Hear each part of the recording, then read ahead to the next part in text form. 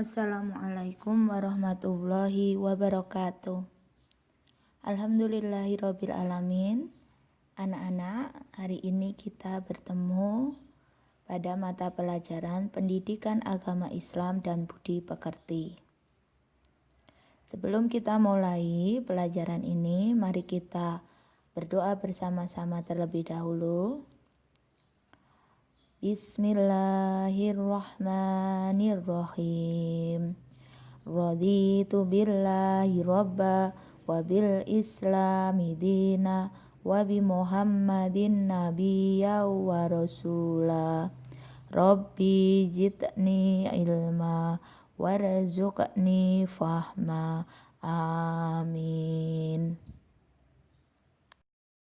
Hari ini kita akan belajar pelajaran pertama. Mari belajar Quran Surat Al-Falaq.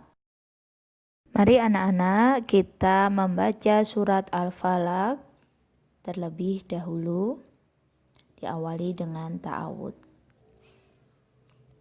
A'udzu billahi minasyaitonir rajim.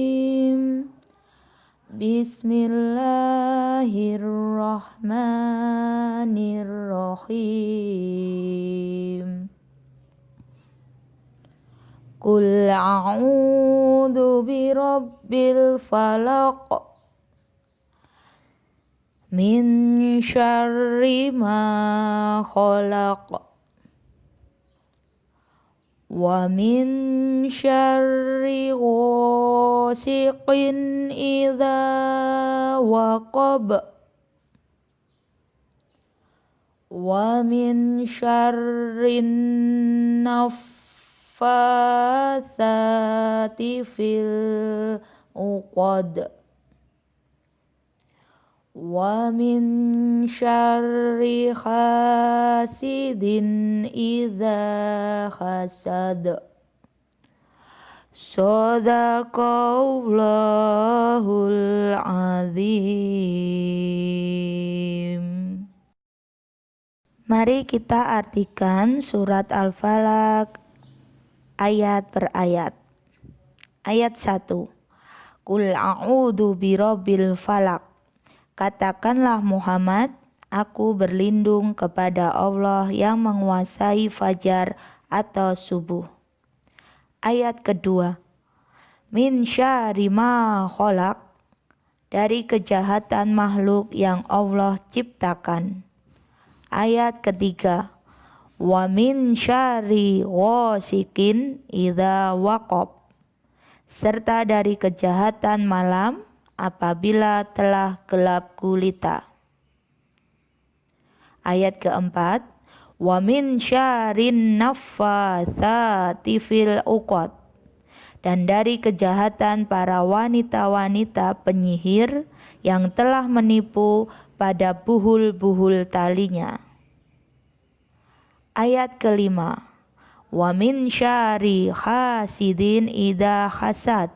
Dan dari kejahatan orang yang dengki apabila dia dengki. Kenapa Allah menurunkan surat Al-Falaq? Itu ada sebabnya. Jika di dalam istilah Islam, sebab akibat surat atau ayat itu turun disebut dengan asbabun nuzul. Mari anak-anak dengarkan apa yang akan Bu Umi sampaikan tentang surat Al-Falaq. Cerita ini bersumber dari Ibnu Abbas yang diriwayatkan oleh Baihaqi di dalam kitab beliau Dalailun Nubuwah. Dengarkan ya anak-anak, ceritanya seperti ini. Dulu orang kafir yang ada di Mekah itu ingin sekali mencederai Rasulullah dengan penyakit ain. Apa itu penyakit ain? Yakni penyakit yang ditimbulkan dari pandangan mata yang bisa merusak hati atau membinasakan hati. Nah, karena keinginan itu, maka orang-orang Quraisy menyuruh orang Yahudi yang bernama Lubaid bin Asy'am untuk menyihir Rasulullah. Lubaid bin Asy'am menyihir Rasulullah dengan media atau perantara pelepah kurma yang berisi rambutnya yang rontok, kemudian disisir, dan beberapa gigi sisir beliau serta benang yang mengandung 11 ikatan yang ditusuk jarum. Nah, akibat hal itu, maka Rasulullah SAW mengalami sakit yang sangat parah. Saat beliau sakit, maka datanglah kepada beliau 2 malaikat. Yang satu duduk di sebelah kepala beliau dan satu lagi duduk di sebelah kaki beliau. Berkatalah malaikat yang duduk di sebelah kaki beliau kepada malaikat yang duduk di sebelah kepala beliau. Malaikat itu berkata seperti ini, "Apa yang engkau lihat?" Lalu malaikat itu menjawab yang satunya, "Beliau terkena guna-guna." Lalu ia bertanya lagi, "Apa guna-guna itu?" Malaikat satunya menjawab lagi, "Guna-guna itu sihir."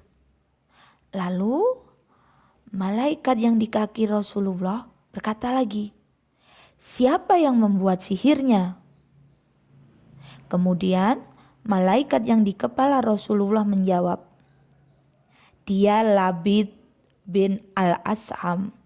Dia berasal dari Yahudi, yang sihirnya merupakan gulungan yang disimpan di dalam sumur keluarga si Fulan, di bawah sebuah batu besar." Maka datanglah mereka ke sumur itu, timbalah airnya, dan angkatlah batunya. Kemudian ambil gulungannya dan bakarlah. Itu yang dikatakan oleh malaikat. Pada pagi harinya, Rasulullah SAW akhirnya mengutus Ammar bin Yasir dan kawan-kawannya. Ammar bin Yasir setibanya di sumur itu, tampaklah airnya merah seperti air pacar. Air itu ditimbanya, diangkat batunya, serta dikeluarkan gulungannya, dan akhirnya gulungannya pun dibakar. Ternyata anak-anak, di dalam gulungan itu ada tali yang terdiri atas 11 simpul. Nah, akhirnya kedua surat Al-Falaq dan An-Nas diturunkan berkenaan dengan hal tersebut. Setiap kali Rasulullah mengucapkan satu ayat, maka terbukalah simpulnya itu. Contoh, Rasul mengucapkan Qul a'udzu birabbil falaq, maka satu simpul dari tali itu yang berjumlah 11 itu terlepas satu. Min syarri ma khalaq, terlepaslah tali yang kedua. Wa min syarri ghasikin idza waqab, terlepaslah tali yang ketiga, dan seterusnya. Rasul membaca surat Al-Falaq dan An-Nas. Nah, itu anak-anak, kenapa surat Al-Falaq diturunkan oleh Allah? Karena ada sihir yang membuat Rasulullah menjadi sakit yang sangat parah. Dari asbabul nuzul tadi dan dari penjelasan yang Bu Umi sampaikan tadi, maka kita dapat mengambil kesimpulan atau penjelasan dari surat Al-Falaq. Dengar ya anak-anak, surat Al-Falaq itu artinya waktu subuh. Kata dari Al-Falaq itu diambil dari ayat ke-1 atau ayat pertama. Surat Al-Falaq merupakan surat ke-113 di dalam Al-Quran. Dan surat Al-Falaq terdiri dari 5 ayat. Surat Al-Falaq turun bersamaan dengan surat An-Nas. Dan surat Al-Falaq termasuk golongan surat Makkiyah. Apa yang dimaksud dengan surat Makkiyah? Yaitu surat yang turun di kota Mekah sebelum Nabi berhijrah ke kota Madinah. Dan surat Al-Falaq dianjurkan kepada kita dibaca sebelum tidur. Bagaimana cara membacanya dan bagaimana cara mempraktekannya sebelum tidur? Baca saja 5 surat tadi, 5 ayat. Setelah itu hembuskan di telapak tangan kalian, kemudian usapkan di muka kalian. Apa sih tujuannya? Tujuannya untuk melindungi diri kita dari godaan setan yang terkutuk dan dari bahaya sihir. Anak-anak, surat Al-Falaq mempunyai nama lain, ya, yaitu surat Al-Falaq dan An-Nas itu dikenal dengan sebutan Al-Mu'awwizatain. Artinya apa anak-anak?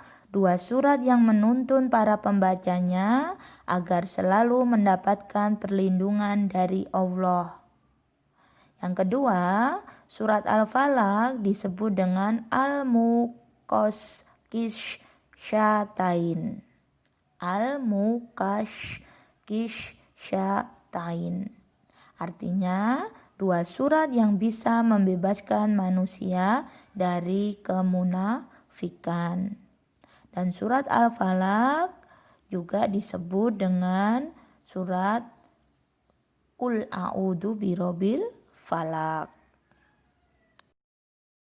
Setelah kita mengetahui sebab-sebab turunnya surat Al-Falaq dan nama lain dari surat Al-Falaq, maka dari hal tersebut kita bisa mengetahui isi dari kandungan surat Al-Falaq.